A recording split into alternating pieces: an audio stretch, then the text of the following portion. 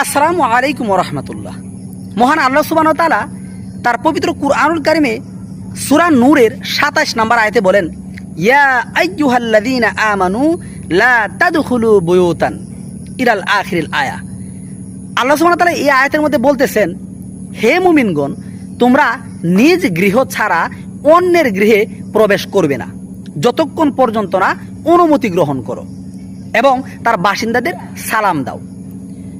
আশা করা যায় এই পন্থাই তোমাদের জন্য শ্রেয়, আশা করা যায় তোমরা লক্ষ্য রাখবে। আল্লাহু আকবার।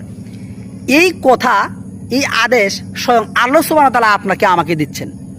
তো আমাদের মধ্যে, আমাদের এই সমাজের মধ্যে বা আমাদের এই এলাকার মধ্যে অনেক, আমাদের এলাকায়, সমাজে, পাড়া মহল্লায় এরকম অনেক মানুষ আছে, দেখা গেছে যে পরিবারের অন্য অন্য আত্মীয় স্বজন, যেমন ভাই ভাবি, হ্যাঁ, তারপরে বাবা মা, তারপরে চাচতো ভাই, খালাতো ভাই, চাচা, মামা, এদের সাথে এতটাই ভালোবাসার সম্পর্ক, এতটাই আন্তরিকতা থাকার কারণে আমরা অনেকেই এই ভুল কাজটা করে থাকি।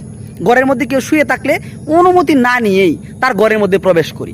এটা কিন্তু সম্পূর্ণ নিষেধ। এটা সরাসরি আল্লাহ নিষেধ করেছেন। এই বিষয়ে হাদিসের অনেক দিক নির্দেশনা রয়েছে। নবীজি সাল্লাল্লাহু আলাইহি ওয়াসাল্লাম এরকমও বলেছেন, কেউ যদি তোমার অনুমতি ছাড়া তোমার ঘরে উকি মারে, একটা পাথরের টুকরা নিয়ে ডিল দিয়ে তার চোখটা তুমি কানা ছিদ্র করে দাও। কত বড় কঠিন কথা।